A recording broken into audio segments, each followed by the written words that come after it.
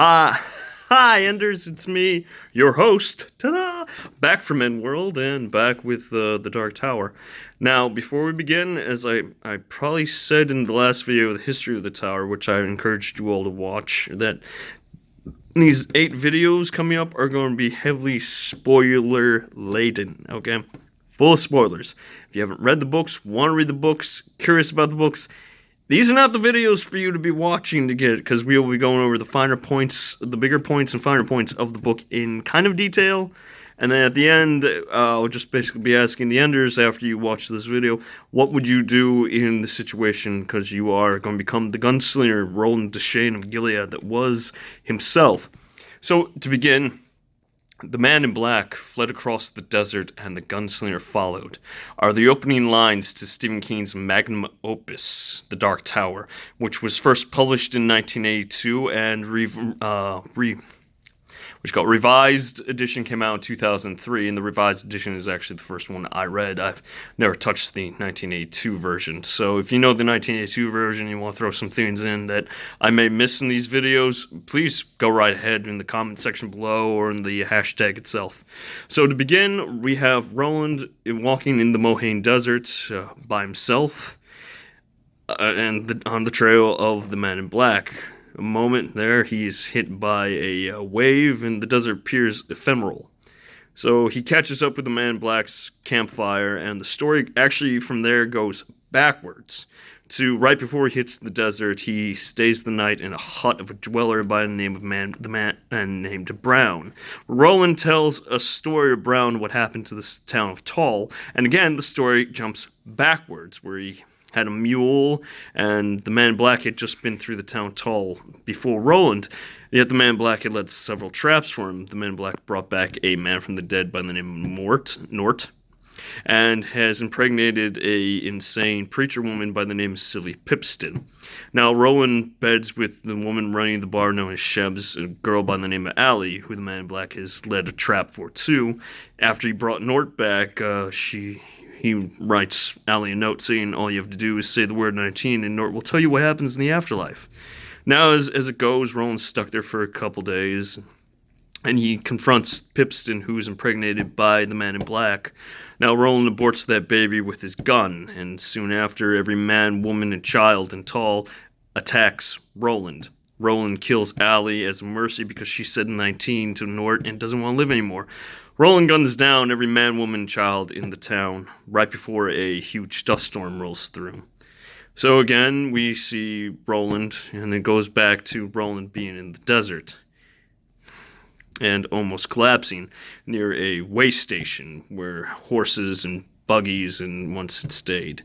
There in turn he meets John Jake Chambers, Jake as he's known through the series. Now Jake is from New York in 1979.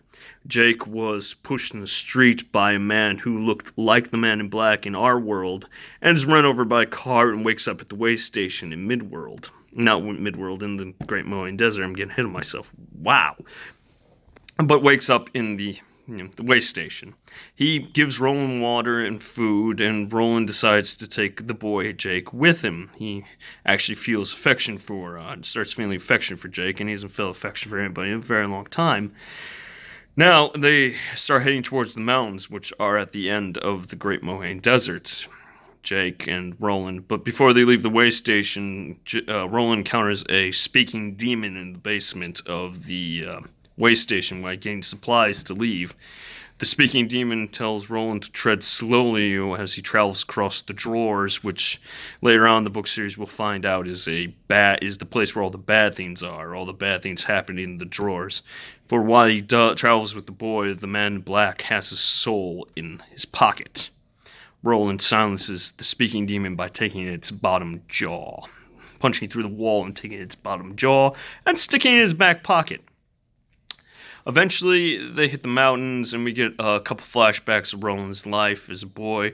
Roland is, as I said in the previous video, a highborn, and his father is the Baron and the ruler of their city-state known as Gilead. Now, Roland and his best friend Cuthbert are being trained to be gunslingers in the way of the guns. Basically, it's kind of their teacher court beats them for making mistakes, beats them for speaking out of turn. And Roland and Cuthbert, while sneaking pie from the kitchen, overhear a plan to poison children in their meat, led by a man by the name of John Farson, known as the Good Man, who's leading revolt against the affiliation of barons that his father is the lead of. So he reports it to his father, and Roland and Cuthbert see the traitor Hax, the cook, in the courthouse, in the house of Gilead, hung. So that's the first flashback we give of Roland's life. So they finally make it to the mountains and they get their first view of the Man in Black, and Pittston told Roland back in Tull that the Man in Black was going up to the mountains to recharge his energy and wait for Roland. Kind of a sick way. Now, what they find in the mountains is a succubus ring, a speaking ring. And the succubus takes Jake, and through use of the jawbone from the demon, Roland's able to break the hold of the succubus on Jake. So Jake is holding on to the jawbone, and Roland takes mescaline to open himself up to, psychic things in their world. Apparently, that's how mescaline works. And to screw the succubus, and he calls her Star Slut and Whore of the Winds. Now, the succubus, before he screws her, gives her prophecy that his power number is the number 3, which will play a key part in the next book. And to catch the Man in Black, the boy will have to be made a sacrifice. So from that moment on, when Roland comes back, he's so determined to catch the Man in Black as a step to the Dark Tower. He no longer sees Jake as a boy, but just as the sacrifice from that point on. Roland is pragmatic, he's plotting, and he has very little imagination and absolutely no sense of humor, so you have to understand that about his character. Now, you're probably asking, what is the Dark Tower? Well, the Dark Tower is the central linchpin that holds all realities, wares, winds, and time, and magnetism, and everything together, and Roland is on his way to this enigmatic place. And the Man in Black, of course, like I said, is a stepping stone. Now, inside the mountains, there's a pass-through, like a mine and an old rail system. They drag, Jake and Roland go through, and, but before they go through, they meet the Man in Black, who says, I'll be waiting for you on this. Basically taunts Roland and tells him you'll be waiting for him on the other side. Now, as they go through, the mutants live down in the darkness of this mountain caves, and Jake and Roland are on a push cart going through, and Roland is shooting these mutants in absolute darkness. So the only flashes they see are of the mutants when Roland's guns go off. Now, underneath there's a jump. When they get to the end, there's the jump. And Jake jumps first, but the Man in Black comes around through the entryway, scares Jake, and Jake falls and is left there hanging. Roland is now in a moral and ethical dilemma. The Man in Black says, jump now, or don't catch me at all. And Roland is basically just beside himself. Jake sees in his eyes that Roland means to jump and tells Roland, go then, there are other worlds than these. He lets himself go. He plummets into the darkness of the cavern and whatever's below, and Roland jumps and catches the Man in Black. There isn't a big final confrontation. What happens is the Man in Black gives Roland a tarot reading.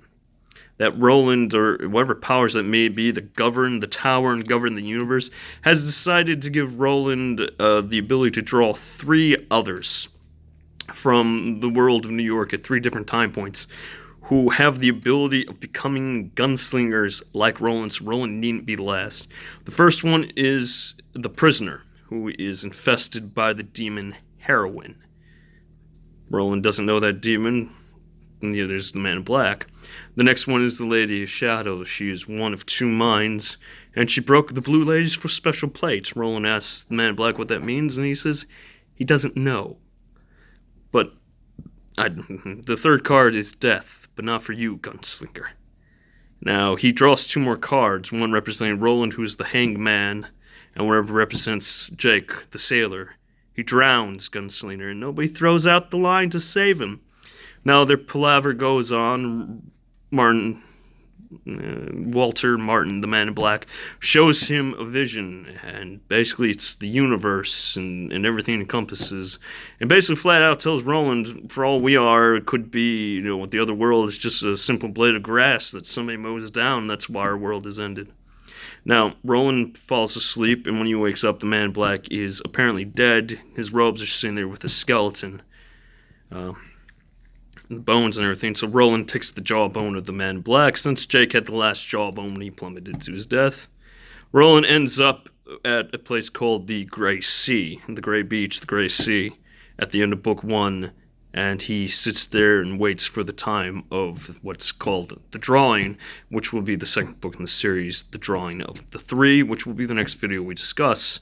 Now, Ender, with all this being said and done, basically, you're Roland from the start in the desert. How do you proceed? Do you sacrifice Jake? Do you shoot everybody up in Tull? Brown was alive when Roland left him. Did you kill Brown just to silence him, just in case? I don't know. But since you're the gunslinger now, these are your decisions to make. So please, comment in the comments below. Please, comment at the hashtag for the Twitter account users, who are the Enders or Twitter account users. And of course, as always, please like, share, and subscribe. I'm the host, and until next week when we discuss the drawing of 3, which is my personal favorite book out of the series, I will see you then, Enders, and I'll wait to hear from you.